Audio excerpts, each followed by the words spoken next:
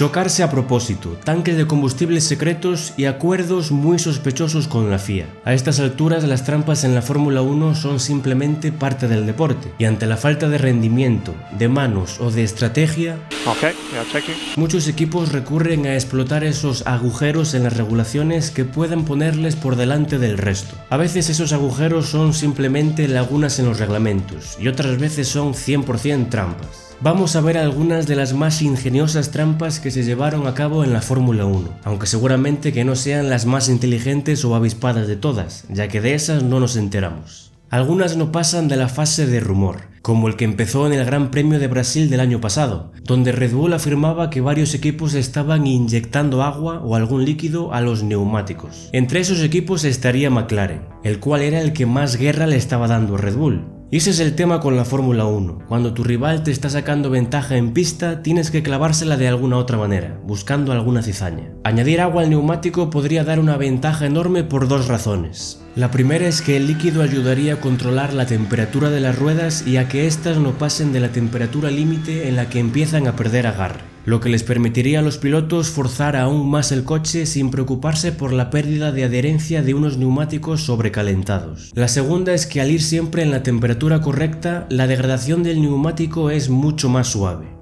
Quien dice mucho dice milímetros, ¿no? Pero en Fórmula 1 eso es muchísimo. Ante esa acusación, la FIA hizo una inspección de los neumáticos que supuestamente tendrían agua dentro, pero no se encontró ninguna prueba de ello. De todas formas, según el reglamento, eso sería legal. Aquí dicen que está prohibido reducir la humedad del neumático, no dice nada de aumentarla. No sé.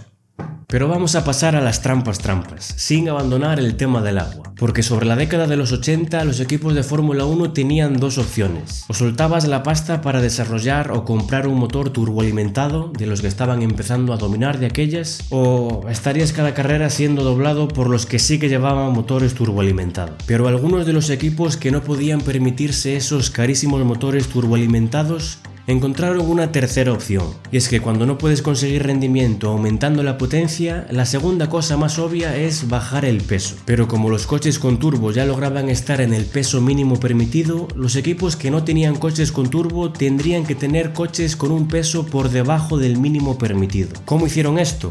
Con agua. Uno de los trucos era usar un sistema de refrigeración por agua de los frenos, el cual era completamente inútil, ya que su única función era añadir kilos extra al coche mediante un tanque lleno de agua para que cumpliera con el peso mínimo permitido. Al cabo de un par de vueltas esa agua se evaporaría y el equipo tendría un coche en pista con un peso bastante por debajo del mínimo permitido para poder luchar contra las turboanimaladas de la época. El truco funcionaba porque los coches eran pesados al final de la carrera y la FIA dejaba rellenar fluidos antes de pesarlos. Pero se acabaron dando cuenta del truco y uno de los pilotos que sufrió las consecuencias fue Nelson Piquet, cuando había ganado el Gran Premio de su país en el 82 con uno de los varios coches en parrilla que estaban haciendo la misma trampa. Desde entonces se acabó lo de rellenar fluidos después de la carrera. Los coches se pesarían tal cual venían de competir, pero un equipo aún seguiría usando agua para hacer una trampa parecida.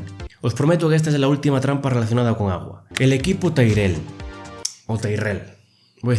el cual también tenía un coche con un peso por debajo del legal. Aprovecharon que tenían permitido de aquellas la inyección de agua en los motores, lo cual podría ayudar con las temperaturas y con algo de potencia también.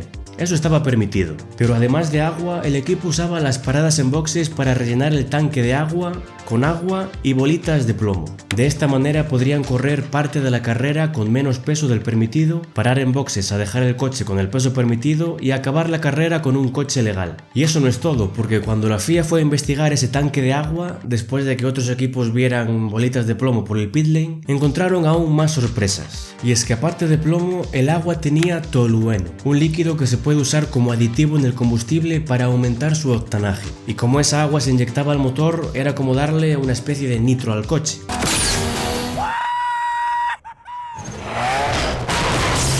Bueno, nos alejamos del agua y las locuras turboalimentadas de los 80 y nos volvemos a tiempos más recientes. porque en la temporada del 2019 todos los equipos que no llevaban un motor de Ferrari se dieron cuenta de que la velocidad de los Ferrari en las rectas era exageradamente alta, lo cual no podía venir de una carga aerodinámica más baja, ya que su paso por curva seguía siendo muy competitivo. Entonces algunos equipos llegaron a la conclusión de que Ferrari estaba ganando unos caballos extra de alguna manera. Sin embargo, para ese año la FIA mandó instalar unos sensores que medían cuánto combustible usaban los motores de cada equipo, para no sobrepasar el límite de 100 kg de combustible por hora. Los sensores de la FIA medían el flujo de combustible al motor 2200 veces por segundo, por lo que conseguir más potencia quemando más combustible sería imposible.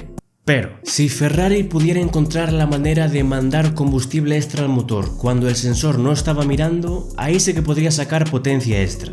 Potencia ilegal. Esta era una de las teorías que explicarían el rendimiento del Ferrari en las rectas, lo cual evidentemente sería una trampa como una catedral. Sin embargo, la mayor controversia sobre este tema no está en la trampa de Ferrari, sino en el acuerdo que el equipo italiano hizo con la FIA. Y es que a lo largo de la temporada del 2019, la FIA estuvo investigando el motor de Ferrari después de que los demás equipos afirmaran que los italianos sí o sí estaban haciendo trampas. Pues a unos minutos de empezar los test de pretemporada del 2020, la FIA anunció un veredicto sobre la investigación que es para cuestionarse muchas cosas sobre el deporte. Después de casi un año de investigación, tan solo soltaron 93 palabras sobre el asunto, diciendo que la FIA y Ferrari habían llegado a un acuerdo en el que Ferrari ayudaría a la FIA a mejorar la manera en la que se monitorizan los motores, así como en otros deberes regulatorios, y que los detalles de este acuerdo quedarían entre la FIA y Ferrari.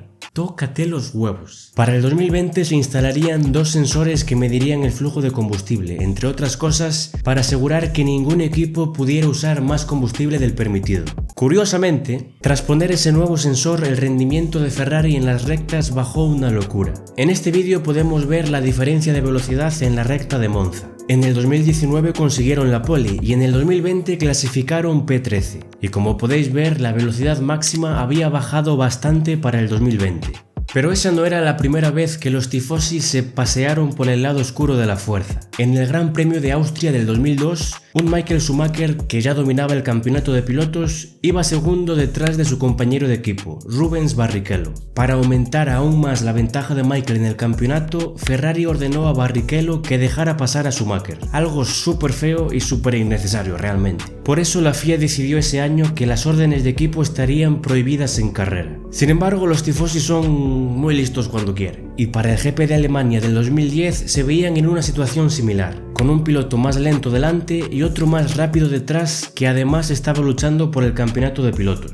Y para burlar la prohibición de órdenes de equipo, un ingeniero de Ferrari soltó una de las frases más míticas del deporte. Okay, so Fernando is faster than you. Can you confirm you understood that message? Obviamente nadie dudaba en que eso eran unas claras órdenes de equipo. ¿Y qué hizo la FIA? Pues darles un tirón de orejas en forma de una multa de $100.000 y ninguna sanción de puntos. Además se dieron cuenta de que era un poco imposible bloquear todas las órdenes de equipo, y acabaron por permitirlas a partir de ese año. Pero quizás la orden de equipo más surrealista de la historia de la Fórmula 1 no se dio en el equipo Ferrari, ni siquiera se dio en pista. Fue antes de comenzar el Gran Premio de Singapur del 2008, la primera carrera nocturna de la Fórmula 1. Después de unos problemas en clasificación, el jefe de equipo de Renault mandó a Nelson Piquet Jr. chocarse a propósito sobre la vuelta 13, justo después de la parada planeada de su compañero, Fernando Alonso. La idea era hacer salir el safety car con Alonso siendo el único coche en pista con la parada hecha. Y eso fue lo que hizo Piquet. Se chocó adrede después de la parada de Alonso, salió safety car, lo que le permitió a Alonso juntarse con los de adelante, y después de que todos esos coches hicieran su parada, el español se puso a liderar la carrera, acabando primero después de haber empezado P15. Y solo nos dimos cuenta de todo esto un año más tarde, cuando Renault sacó a Piquet del equipo y este, por vengarse supongo, le contó toda la verdad a la FIA. Si no es por eso, seguramente no se darían cuenta nunca. Pero la FIA puede tener momentos más inteligentes, aunque no lo creáis después de ver tanto vacile. Porque en el Gran Premio de Europa de 1999 tuvieron la mejor manera de exponer a los equipos que hacían trampas en las salidas de las carreras. Por aquel entonces las luces rojas del semáforo las apagaba el director de carrera, desde su oficina de director de carrera. Él era el que decidía en un momento al azar cuándo pulsar un botón que mandaría una señal por radio al receptor del semáforo. Pero habían rumores de que algunos equipos estaban interceptando esa señal de radio para mandarles un aviso a los pilotos en el momento en el que el director de carrera presionaba el botón. De esta manera esos pilotos podrían clavar las salidas siempre, ya que estarían reaccionando a la pulsación del botón en lugar del apagado del semáforo, lo cual ocurría unos milisegundos después, ya que la señal del botón tenía que dar un viaje más largo al semáforo. Ante esos rumores, el director de carrera decidió que en la salida se lanzaría la misma señal de siempre, pero no se apagarían las luces, exponiendo a todos los equipos que salieron reaccionando a la señal ilegal. Aunque tuvieron suerte porque se tuvo que abortar la salida y por lo tanto no se les penalizó en esa carrera. Pero volviendo a trampas más técnicas para sacar más velocidad del coche, vamos a ver una parecida a la del agua con plomo, pero esta vez usando combustible como lastre. En la temporada del 2005, el equipo Bar tenía un coche que escondía un pequeño tanque de combustible. El coche estaba diseñado para que cumpliera con el peso mínimo permitido si ese tanque estaba lleno. De esta manera podían correr la clasificación y los primeros stints de la carrera con el tanque secundario vacío, menos peso, más velocidad. Y en la última parada de la carrera llenarían ese tanque para que cuando la FIA pesara el coche al final de la carrera cumpliera con el reglamento. Bastante smart, la verdad. Pero la FIA acabó por descubrir la existencia de ese segundo tanque de combustible y se dieron cuenta de que si lo vaciaban, el coche pesaba menos de lo permitido, por lo que prohibieron la participación del equipo Bar en las dos siguientes carreras. Hay muchas más trampas técnicas y políticas en el mundo de la F1 que no están en este vídeo, y unas historias bastante interesantes, así que si os gusta escuchar cosas de la Fórmula 1, decídmelo y así hago más vídeos de esto. Y si no, pues no.